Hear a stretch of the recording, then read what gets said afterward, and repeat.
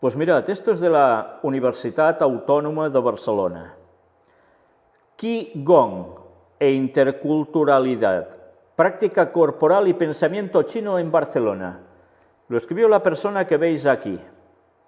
Y vais a ver algo interesante.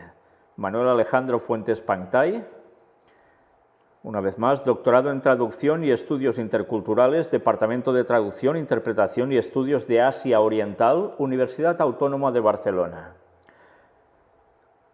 Qigong e interculturalidad, práctica corporal y pensamiento chino en Barcelona. Estáis viendo imágenes de este trabajo.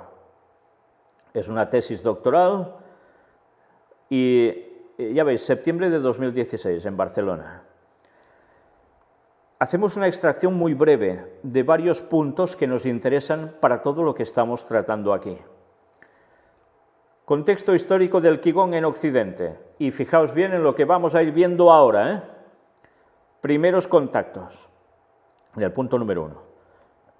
Para los investigadores sobre el Qigong, fueron los misioneros jesuitas quienes en el siglo XVIII trajeron a Occidente las primeras noticias sobre prácticas corporales chinas. Destacan los jesuitas franceses Pierre Martial Zibot, de 1727 a 1780, y Joseph-Marie Amiot, de 1718 a 1793, que fueron recibidos en la corte imperial de Qianlong e iniciados en la práctica del Kung Fu. ¿O qué? Gong Fu. Se considera que han sido los primeros en traducir e interpretar este estilo de ejercicios que en la actualidad se conocen bajo el término Qigong, que se fundamenta en la circulación del Qi y que incluyen diferentes técnicas respiratorias con la intención de movilizar la energía. Por tanto, estamos viendo cómo en el siglo XVIII destacan dos jesuitas franceses que estuvieron en China, fueron iniciados allí en la corte imperial de Qianlong en la práctica del Gong Fu. ¿Y qué hacen ellos? Recogen todo esto, imaginaos lo bien considerados que estaban en un principio, cómo se ganaban a la nobleza china y empezaron a disfrutar también de estas cosas. Pero claro, hemos de recordar que los jesuitas ya tenían un origen muy especial, que tenía que ver a tal punto con un tema de espiritualidad extraño, del cual ya hemos tratado, que hasta la propia Inquisición católica fue a por ellos en un principio. Pues bien, no era difícil esperar que ellos en China entraran precisamente en este tema, que los iba a nutrir a ellos también para terminar haciendo algo sumamente importante en Occidente. Y vaya si les está sirviendo, en Oriente y en Occidente. Y ya lo veréis por qué digo en Oriente y en Occidente. El término Gong Fu, que actualmente se asimila a las artes marciales chinas, era ya conocido en Occidente desde que en junio de 1779 el jesuita francés Pierre Martial Zibot publicase el trabajo, bueno, os lo traduzco, Notices de Kung Fu des Bonzes Tao Tse, en la obra Mémoires concernant de l'histoire, les sciences, les arts, les mœurs, les usages des Chinois. 15 volúmenes solo, casi nada, 15 volúmenes, escritos entre 1776 y 1789, de su colega el también jesuita Joseph-Marie Amiot. No obstante, en ese trabajo el término Gong Fu no se asimilaba a alguna práctica marcial, sino a un sistema de ejercicios posturales y respiratorios enfocados en un sentido médico-higiénico. Fijaos que esto es interesante, porque ellos aprendieron estas técnicas.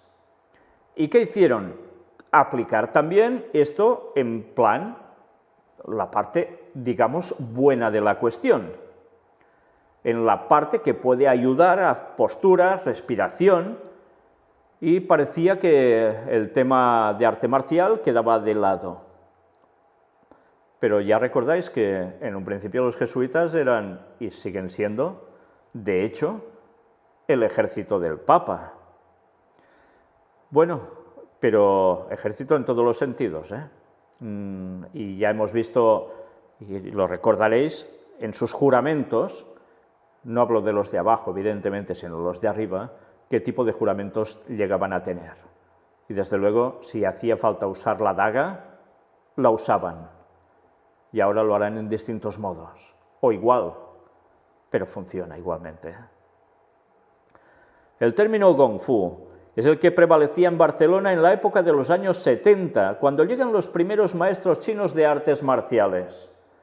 Yo recuerdo, aquí en Girona, cuando eran los años 70 precisamente, que empezaron a entrar gente que venía de Corea, gente que venía de China, y empezaban a hacer sus primeros gimnasios de artes marciales.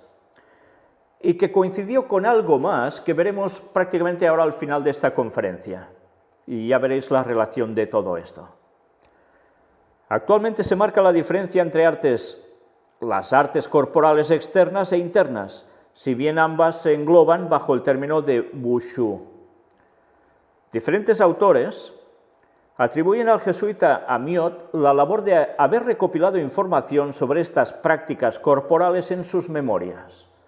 Leonelli aclara que es Sibot quien explica en su artículo, que acompaña de ilustraciones, el uso que se le daba al término Gong Fu. Es evidente que las varias posturas del Gong Fu, si están bien realizadas, tienen un efecto terapéutico en las enfermedades que se generan por una circulación deficiente, retardada o interrumpida. Tanto las aportaciones de Amiot como las de Sibot son de suma importancia en el registro, traducción e interpretación de estas prácticas corporales chinas. A su regreso de China, los misioneros jesuitas publicaron el fruto de sus investigaciones, dándolas a conocer en Francia, pero su labor de difusión no tuvo la respuesta esperada. Pero mirad esta nota, la número 26, que dice: en Occidente el término Gong Fu, Kung Fu, os suena más esto, ¿no?, empleado en los años 70 y vigente hasta la actualidad, se refiere a las artes marciales chinas tradicionales del sureste de China. Y muchas personas lo utilizan para diferenciarlo del Wushu, término moderno que intenta agrupar todos los estilos de artes marciales chinas, pero que también se ha popularizado como un deporte de exhibición y competición por sus estilos renovados o reconstruidos. Por tanto, ahora ya sabéis qué es esto, Gong Fu es Kung Fu. Y sí, ¿a qué iba asociado? A todo lo que vemos de beneplácito, pero también a todo lo que eran artes marciales. Lucha. Fijaos que una vez más aquí nos habla de los años 70. Recordemos esto, luego nos va a servir para algo. La gimnasia occidental, una adaptación del Qigong. Interesante este artículo, el punto número 2.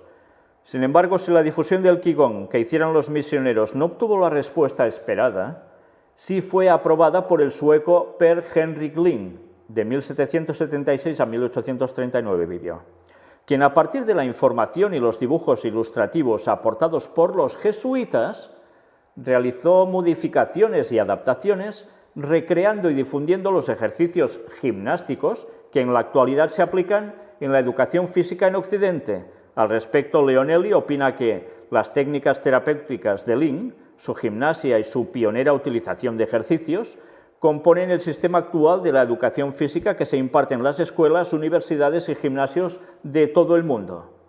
Es lo que era conocido años atrás como gimnasia sueca. ¿Entendéis? ¿Lo recordáis? Bueno, a nosotros de pequeños en las escuelas es lo que nos hacían hacer. Ejercicios físicos le llamaban gimnasia sueca.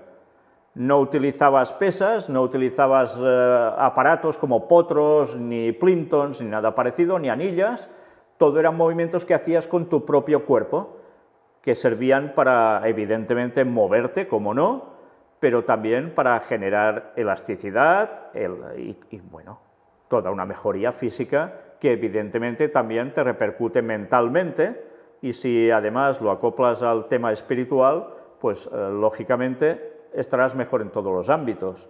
Pero esto, cuando se nos enseñaba, iba totalmente desasociado de toda práctica de arte marcial o creencia espiritual.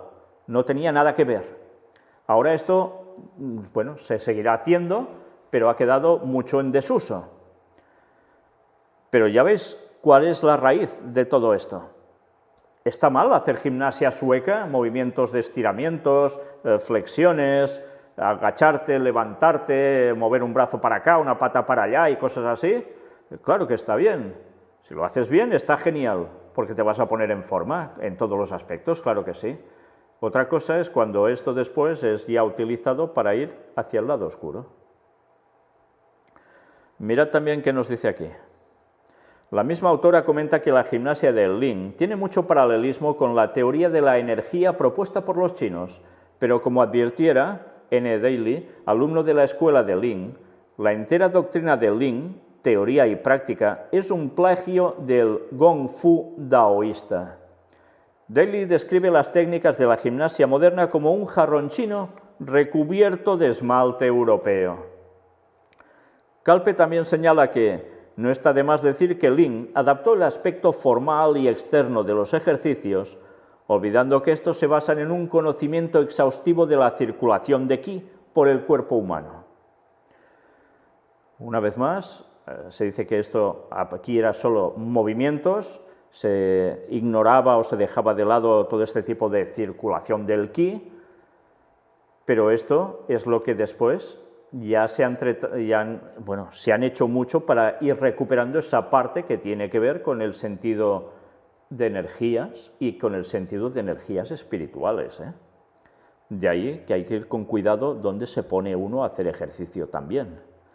Y tantas personas que ahora se dedican a hacer yoga y no son conscientes de cómo también les están llevando al terreno del lado oscuro sin darse cuenta tantísimas veces, hasta que les pintan que todo eso es genial. Y luego, sí, les empiezan a pasar cosas raras, como tantos testimonios que hemos llegado a mostrar.